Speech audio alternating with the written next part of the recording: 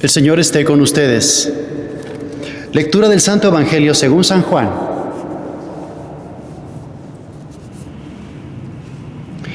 En aquel tiempo Jesús se les apareció otra vez a los discípulos junto al lago de Tiberíades. Se les apareció de esta manera. Estaban juntos Simón Pedro, Tomás, llamado el gemelo, Natanael, el de Caná de Galilea, los hijos de Zebedeo y otros 2 discípulos. Simón Pedro les dijo: «Voy a pescar». Ellos le respondieron: «También nosotros vamos contigo». Salieron y se embarcaron, pero aquella noche no pescaron nada. Estaba amaneciendo cuando Jesús se apareció en la orilla, pero los discípulos no lo reconocieron. Jesús les dijo: «Muchachos, ¿han pescado algo?». Ellos contestaron: «No». Entonces Él les dijo: «Echen la red a la derecha de la barca y encontrarán peces». Así lo hicieron, y luego ya no podían jalar la red por tantos pescados. Entonces el discípulo a quien amaba Jesús le dijo a Pedro: «Es el Señor». Tan pronto como Simón Pedro oyó decir que era el Señor, se anudó a la cintura la túnica, pues se la había quitado, y se tiró al agua. Los otros discípulos llegaron en la barca, arrastrando la red con los pescados, pues no distaban de tierra más de 100 metros. Tan pronto como saltaron a tierra, vieron unas brasas y sobre ellas un pescado y pan. Jesús les dijo: «Traigan algunos pescados de los que acaban de pescar». Entonces Simón Pedro subió a la barca y arrastró hasta la orilla la red, repleta de pescados grandes. Eran 153, y a pesar de que eran tantos, no se rompió la red. Luego les dijo Jesús: «Vengan a almorzar». Y ninguno de los discípulos se atrevía a preguntarle: «¿Quién eres?», porque ya sabían que era el Señor. Jesús se acercó, tomó el pan y se lo dio, y también el pescado. Esta fue la tercera vez que Jesús se apareció a sus discípulos después de resucitar de entre los muertos. Palabra del Señor.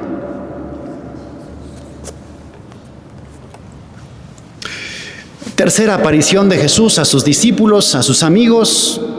La cronología fue así. El día de la resurrección, Jesús se aparece a Magdalena, después a los de Emaús y después a los 10 en el cenáculo. No estaba Tomás. Una semana después, a los 11, ahora sí, en el cenáculo, estaba Tomás con ellos. Y 3-4 días después, es decir, unos 10 días después de la resurrección, Jesús se aparece a sus discípulos junto al lago de Tiberíades. Les había dicho: «Vayan a Galilea y allí me verán». Y entonces los discípulos, 3-4 días de viaje hacia el norte desde Jerusalén hasta regresar a Galilea, el lugar donde habían hecho vida siempre. Ahí están 7 de los discípulos, con Pedro a la cabeza, pero siguen en confusión, siguen desconcertados. Y aquí la frase de Pedro: «Me voy a pescar». Y uno piensa: Pedro, ¿por qué vuelves a lo de antes? Pedro, ¿por qué vuelves a pescar? Jesús te había dicho que a partir del día en que te encontraste con Él, ibas a ser pescador de hombres. Y Él te nombró piedra de la iglesia, fundamento de la iglesia. ¿Por qué vuelves a lo mismo? Y es que Pedro había perdido su vocación. Dudaba de su vocación, había perdido la seguridad en sí mismo. Después de la cruz y después de las negaciones, evidentemente tenía una crisis existencial profundísima. Y cuando el alma está herida, y cuando uno no sabe bien qué hacer, y cuando se desencantó de las cosas divinas, entonces uno vuelve a lo de antes, vuelve a su vida de antes, vuelve a lo de siempre, vuelve al pasado, a hacer lo que siempre hacía, a volver de donde te sacó Jesús. Y no hay que volver de donde nos sacó Jesús. Cuando el alma está decepcionada, cuando las cosas no funcionan bien, cuando pierdes la estrella que te guiaba, entonces dices: volveré a lo de antes. Y ahí no es. Esa noche fue la noche más estéril de su vida, la noche más estéril de Pedro y de sus amigos, de los discípulos. Aquella noche, dice el texto, no pescaron nada. Toda la noche, imaginémoslo, trabajando, echando las redes, y no consiguieron ni un solo pescado. Eran expertos. ¿Qué pasó? No era incompetencia, era un signo. Por ahí no es. Y es que Dios a veces permite que las cosas nos salgan mal y que fracasemos en ciertos aspectos de la vida, para que entendamos que ese camino no es el que Dios quiere para nosotros. Dios permite que fracases para que te detengas, señal de que ese camino no es o de que lo estás recorriendo de forma inadecuada. Por eso nos puede pasar y hay que dejarle a Dios libre para que permita que nos vayan las cosas mal en el trabajo, en la familia, con los amigos, proyectos, apostolados. Y desde esa decepción y frustración total, parece ahí que Dios empieza a trabajar mejor.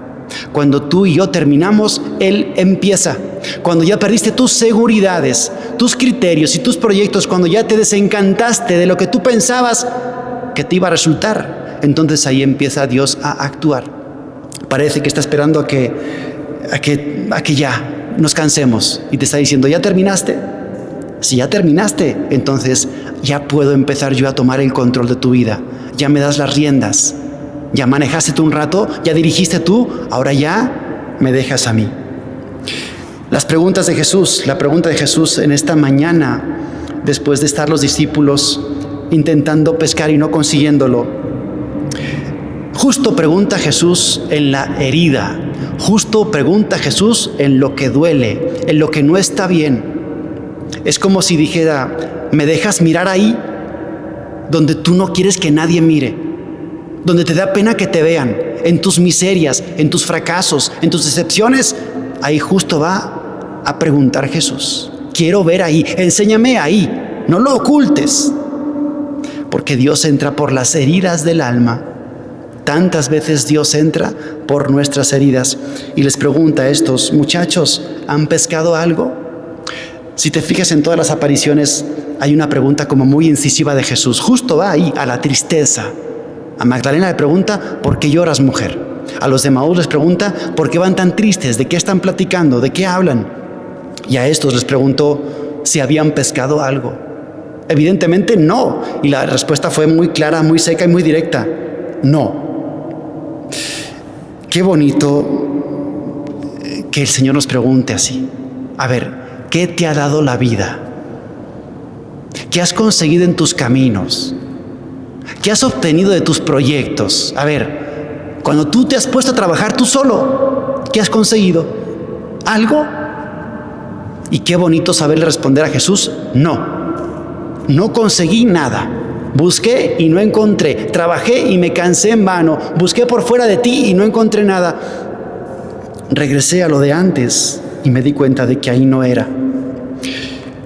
Y la indicación de Jesús: echen las redes a la derecha y encontrarán pescados. No sabían que era Jesús, algo sí les decía que tenían que confiar, pero aquí empieza el milagro. El milagro empieza con una gota de humildad. Cuando rechazas y cuando aplastas y cuando renuncias a tu orgullo, a tu vanidad, cuando admites la posibilidad de que las cosas se hagan como otro te está diciendo que se hagan, no como tú quieres que se hagan. Ahí empieza el milagro de la confianza. Cuando sepultes tu amor propio, tu soberbia, ahí vendrá la abundancia. Cuando le digas a Dios lo que tú quieras, como tú quieras y cuando tú quieras. Y es que la obediencia abre a la abundancia. La red no cambió, la técnica no cambió, eran los mismos, el mismo lugar, la misma red. Lo que pasaba es que la red la sostenía otro, la sostenía la palabra de Dios, la sostenía la voluntad de Dios. Esa es la diferencia, hacer las cosas según nuestra voluntad, nuestro plan, voy a pescar, o hacer las cosas según la voluntad de Dios, cuando Dios quiere, como Dios quiere, ahora, por ese lado, en este instante y en este lugar. Y entonces viene la abundancia. Precioso también cuando Juan se da cuenta que es el Señor. Todos quizá lo imaginaban, lo sospechaban, algunos quizá recordaban aquella pesca milagrosa que relata Lucas en el capítulo 5, pero solo Juan se dio cuenta de que era Jesús y lo vio en la orilla. Lo supo reconocer y dijo, es el Señor. Qué precioso y qué misterio. ¿Por qué Juan sí se dio cuenta de que era el Señor? Y lo supo señalar. Es el Señor. Dice la bienaventuranza, dichosos los limpios de corazón, porque ellos verán a Dios. Y es que Juan es el discípulo limpio, el discípulo casto, el discípulo puro, el discípulo virgen. Y los vírgenes, los puros, los castos, esos ven a Dios. Qué bonito es hacer la lucha contra la impureza, la lucha contra la lujuria y vivir en castidad, porque entonces tus ojos se limpian, tu corazón se limpia y eres capaz de ver a Dios. Lo ves en lo cotidiano, lo ves en cada momento, lo ves en las cruces, en los fracasos también, en las alegrías. Qué precioso pasar por la vida reconociendo a Jesús y decir: ah, Señor, estás aquí, estás aquí, estás aquí, estás aquí, te sé ver. Solo los limpios de corazón ven a Dios. Y por último, el encuentro. Jesús ya los esperaba, y los esperaba con las brasas, con un pescado, con pan, el desayuno, el almuerzo ya preparado. Qué precioso es darse cuenta de esto. Jesús no esperaba tanto los frutos de su trabajo, a ver cuántos pescados han traído. Jesús los quería a ellos. Nos quiere a nosotros, quiere nuestra compañía, no nuestro trabajo ni nuestras obras, porque a veces sí trabajamos mucho por Dios, pero Dios no quiere tanto tus obras. Dios te quiere a ti, Dios quiere tu corazón, tu tiempo de intimidad con Él, tu tiempo de calidad con Él. Eso es lo que espera el Señor. Lo demás Él se encarga, Él se encarga. Ya tenía listo el desayuno, no hacía falta trabajar. ¿Para qué te cansaste en la noche? Ya tenía yo todo previsto. El Señor provee. Por eso cuánta razón tiene esa palabra del Evangelio. Busca primero el reino de Dios y su justicia, y todo lo demás se te dará por añadidura. Preocúpate de Dios. Preocúpate de estar con Dios. Preocúpate de entregarle tu corazón a Dios. Y el Señor se encargará de proveer todo lo que te hace falta en la vida. Dice el texto también: no se preocupen de lo que van a comer o con qué se van a vestir. Los paganos se preocupan de eso. Simplemente dame tu corazón, estate conmigo porque te quiero conmigo, yo quiero estar contigo y quiero que tú estés conmigo. Y si conseguimos eso, todo lo demás te lo voy a dar por añadidura. No te preocupes. Que aprendamos a no tomar tantas iniciativas sin contar con Dios. Que aprendamos a preguntarle siempre al Señor: Señor, ¿esto es tu voluntad, sí o no? Que aprendamos a no regresar a lo de antes cuando sintamos a veces un poco de frialdad en las cosas divinas. Y que aprendamos que las cosas solo salen bien cuando nos fiamos de Dios, cuando lo escuchamos a Él y cuando hacemos exactamente lo que Él quiere, como Él quiere y cuando Él quiere. Que así sea.